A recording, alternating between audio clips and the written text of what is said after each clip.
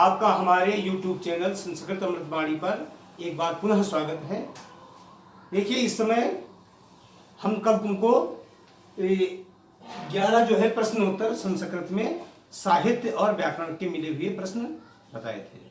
आज फिर एकादशी प्रश्नोत्तरी लेकर के उपस्थित हैं। इसमें जो महत्वपूर्ण प्रश्न परीक्षा की दृष्टि से हैं वही रखे गए हैं। ये प्रश्न टीजीटी, पीजीटी, टीईटी, सीटेट वगैरह परीक्षाओं में बार बार पूछे जाते हैं। तो ये बहुत ही महत्वपूर्ण प्रश्न है। चुने चुने हुए प्रश्नों को लेकर के हम आए भी हैं। तो देखिए, आज चलते हैं हम अपने प्रथम प्रश्न से। पहला प्रश्न है, अंतस्थ व्यंजनों की संख्या कितनी है?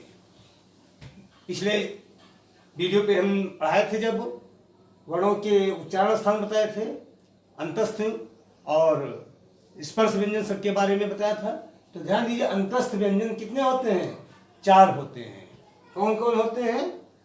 या, रा, ला, वा। ये 4 है। या, रा, ला, वा, ये अंतस्थ व्यंजन कहे जाते हैं, क्योंकि ये स्वर और व्यंजन के बीच में प्रयुक्त होते हैं। माहेश्वर सूत्र के आधार पर स्वर और व्यंजन के बीच में अंतःस्थ, अंतस्थ, जो अंतः माने बीच में स्थित है, उन्हें हम अंतस्थ व्यंजन कहते हैं। तो ये कौन कौन है? या, रा, ला, वा, जिनको क्या बताते हैं? ये अर्ध स्वर भी कहे जाते हैं, अंतस्थ व्यंजन। ठीक है। अगला प्रश्न, स्पर्श व्यंजनों की संख्या कितनी होती है? तो स्पर्श व्यंजन कितने हैं? 25 हैं। कौन कौन? का से लेकर के मा तक, का वर्ग से लेकर के मा तक, अर्थात कादमयो स्पर्श, का से लेकर के कादमयो अवसान, मतलब का से प्रारंभ हो जाएगा और मा में अवसान हो जाएगा। तो इसमें कवर्ग, चवर्ग, टवर्ग, तवर्ग, पवर्ग 5 वर्ग हैं और प्रत्येक वर्ग में 5 वर्ण होते हैं। कुल मिलाकर के कितने वर्ण हो गए? 25। तो इनको स्पर्श व्यंजन कहते हैं, क्योंकि इनका उच्चारण करने में जिह्वा विभिन्न मुख के अंगों से स्पर्श करती है, इसीलिए इनको स्पर्श व्यंजन कहते हैं। ठीक है। अगले प्रश्न पर चलते हैं, ऊष्म व्यंजन कौन कौन से हैं? तो ऊष्म व्यंजन 4 होते हैं। कौन कौन? सा, सा, सा, हा। ये सा तालव्य सा है, ये सा मूर्धन्य सा है और ये सा दंत सा है तथा हा। इनको हम सल वर्ण भी बोलते हैं। क्या बोलते हैं? सल वर्ण। सा, सा, सा, हा, ये सल वर्ण है। इनको ऊष्म व्यंजन कहते हैं, क्योंकि जब इनका उच्चारण करते हैं तो गरम गरम हवा जो है वह हमारे अंदर से निकलती है। तो इसको हम महसूस कर सकते हैं। जैसे कहेंगे सा, सा, सा, हा, तो इसमें से अंदर से गर्म हवा निकलती है। ऊष्म का मतलब होता है ऊष्मा, अर्थात गर्म हवा आती है। इसीलिए इनको हम क्या बोलते हैं?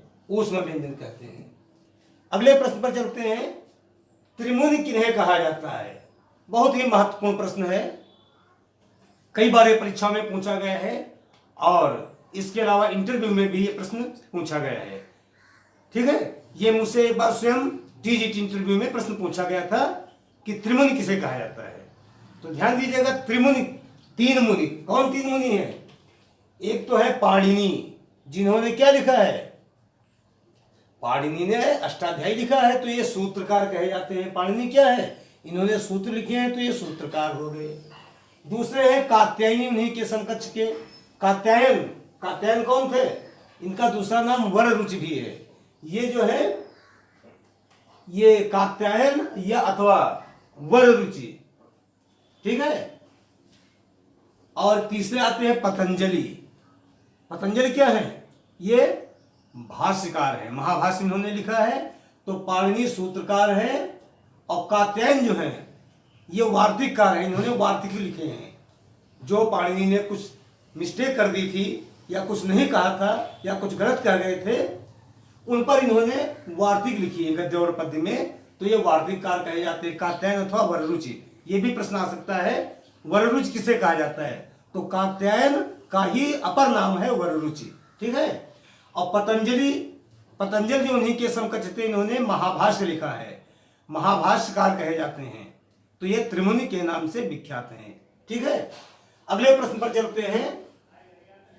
घटिका शतक किसकी उपाधि है? तो घटिका शतक किसने लिखी है?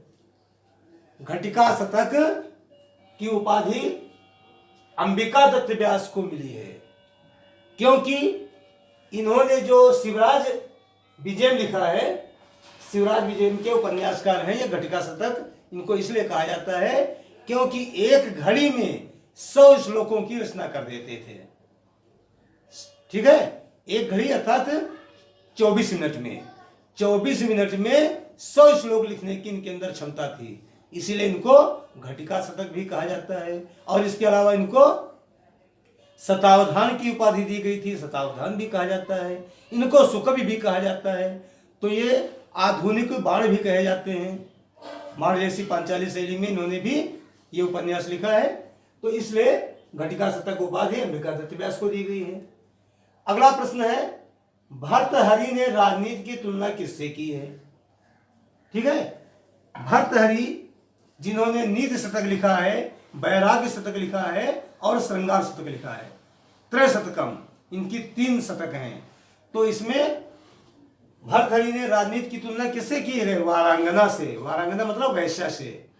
वैश्या जो होती है वो एक जैसी नहीं रहती। कभी कहते हैं सत्यानृता च परुषा प्रियवादिनी च अहिंसा दयालुरूपी च अर्थपरावदान्य नित्यव्या प्रचुर नित्य धनागमा च वारांगने नृपतिरनेक रूपा। तो वारांगना जैसे होती है, कभी सत्य बोलती, कभी असत्य बोलती, कभी कठोर बोलती है, कभी प्रिय बोलती है, कभी अधिक धन देने वाली होती है, कभी अधिक लेने वाली होती है। तो उसका एक रूप नहीं होता है, वो समय अनुसार जो है अपने विचारों को, अपने भावों को बदलती रहती है। इसी प्रकार से राजनीति भी होती है। तो भर्तहरि ने राजनीति की तुलना किससे की है? वारांगना से की गई है। वारांगनेव नृपति अनेक रूपा। ठीक है, अगले प्रश्न पर चलते हैं। मेघदूतम खंड काव्य में कौन सा छंद प्रयुक्त है? मेघदूतम किसकी रचना है? मेघदूतम महाकवि कालिदास की रचना है। ये एक खंड काव्य है जिसमें मेघ को दूत बना करके इन्होंने इस खंड काव्य की, दूत काव्य की रचना की है। तो मेघदूतम खंड काव्य में केवल एक ही छंद का प्रयोग किया गया है, वो है मंदाक्रांता छंद। कौन सा छंद है? मंदाक्रांता। वर्षा के समय जब पति विदेश को गया हो, प्रवास का समय हो या कोई दुख हो, उस समय ये छंद सुशोभित होता है। तो चूंकि यक्ष रामगिरी पर्वत पर अपनी पत्नी से वियुक्त होकर के अपने अभिशाप के दिनों को व्यतीत कर रहा था, तो जब उसने मेघ को देखा तो मेघ को ही माध्यम बना करके उसने दूत काव्य लिख डाला और कहा ये मेरा संदेश है, मेरी प्रिया अर्थात ये चिड़ी के पास पहुंचा दो। तो इस प्रकार से ये मंदाक्रांता छंद है। अब मंदाक्रांता छंद की परिभाषा क्या होती है? सूत्र क्या इसका है?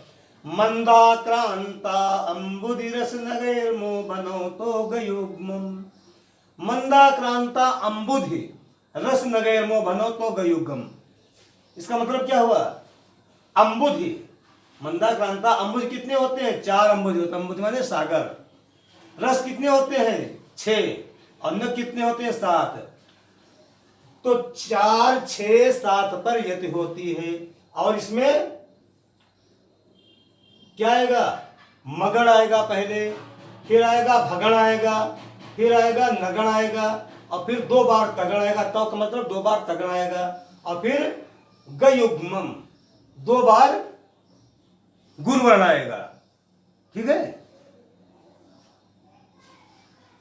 अगला देखिए प्रश्न है, वो कौन सा छंद है जो 2 छंदों के मेल से बना है? देखिए वो अगला प्रश्न है, वो कौन सा छंद है जो 2 छंदों के मेल से बना है?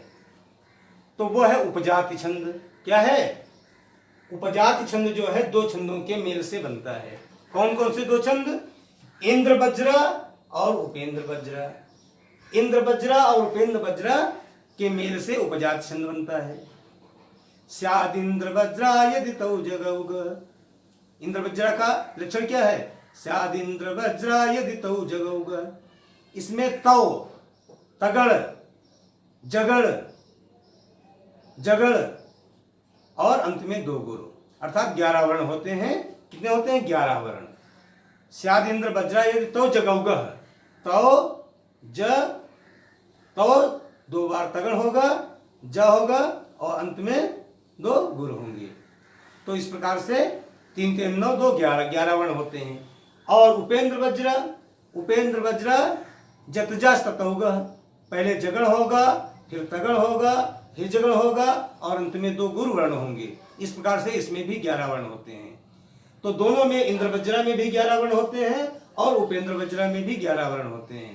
और इसमें कुछ पंक्तियां इंद्र वज्रा की होंगी और कुछ पंक्तियां होंगी उपेंद्र वज्रा की। दोनों के मेल से उपजा छंद बनता है। इसको अब विस्तार से हम तुमको जब छंद बताएंगे तो उसमें ये समझाएंगे किस प्रकार से बनते हैं। अगला प्रश्न देखिएगा, किरातार्जुनीयम के प्रथम सर्ग में प्रमुख रूप से कौन सा छंद है? ठीक है, भारवी, भारवी ने किरातार्जुनीयम महाकाव्य की रचना की है और इस किरातार्जुनीयम में और उसमें प्रथम सर्ग में उन्होंने मुख्य रूप से कौन सा छंद प्रयोग किया है? वंशस्थ छंद प्रयोग किया गया है। जतौ तो वंशस्थ मुदीरतम जरो, जगड़ तगड़ और जगड़ रगड़, जगड़ तगड़ और जगड़ रगड़, इस प्रकार से 4 3 12 12 वर्ण होते हैं। जगड़ तगड़ जगड़ रगड़ 4 और 4 में 3 3 वर्ण होते हैं, 4 3 12 वर्ण होते हैं। तो इसमें प्रथम सर्ग में कुल 46 श्लोक हैं और उसमें 44 श्लोक तक इन्होंने वंशस्थ छंद का प्रयोग किया है। कौन सा छंद प्रयोग किया है? वंशस्थ छंद। और 45वां जो श्लोक है उसमें पुष्पिताग्रा छंद का प्रयोग किया है और 46वें श्लोक में मालिनी छंद का प्रयोग किया है। ठीक है, न नमयुतेयम मालिनी भोगी लोकैः, नगड़ नगड़, न न म मगड़, या यगड़, तो न नमयुतेयम, नगड़ नगड़ मगड़, या 2 बार यह होगा, यगड़, इनसे युक्त जो होता है। इसमें 15 वर्ण होते हैं मालिनी छंद में। तो इसमें प्रमुख छंद पूछा जाए तो वंशस्थ छंद लिखोगे और अगर इसके अलावा पूछ दिया जाए कि प्रथम सर्ग में कौन कौन से छंद हैं तो इसमें वंशस्थ लिखोगे, पुष्पिताग्रा भी लिखोगे, मालिनी भी लिखोगे। ये याद रखना, 46 श्लोक है, 44 तक वंशस्थ छंद का प्रयोग हुआ है। 45वें श्लोक में कौन सा है? पुष्पिताग्रा छंद है और 46वें अंतिम श्लोक में मालिनी छंद का प्रयोग किया गया है। ठीक है, अगले श्लोक, अगला प्रश्न है तुम्हारा, हितम मनोहारी च दुर्लभम वचः, हितम मनोहारी च दुर्लभम वचः। यह कथन किसका है? ये किसने कहा है? तो ये भी किरातार्जुनीयम का ही कथन है और ये वनेचर युधिष्ठिर से कह रहा है। जब युधिष्ठिर ने दुर्योधन के पास वनेचर को उसकी राजनीति के बारे में जानकारी लेने के लिए, उसकी क्रियाकलापों को जानकारी लेने के लिए भेजा था, तो वो सारी बातें जान करके युधिष्ठिर के पास वापस आता है द्वैत वन में और जैसा उसने देखा था वैसा ही उसने स्पष्ट रूप से बता दिया।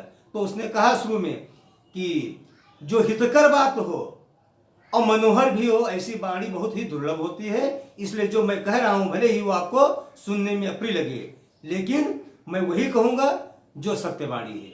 तो हितम मनोहारी च दुर्लभम वचः, ये वनेचर की सूक्ति है। वनेचर ने इसको कहा है युधिष्ठिर से किरातार्जुनीयम के अंतर्गत। अच्छा, अब अगला प्रश्न है, 11वां प्रश्न है, कथाम प्रमत्त प्रथमम कृताम्यु। यह सूक्ति किस ग्रंथ से ली गई है? तो कथाम प्रमत्तः प्रथमम कृताम्यु, ये सूक्ति कालिदास कृत अभिज्ञान शाकुंतलम के 4th अंक से ली गई है। जब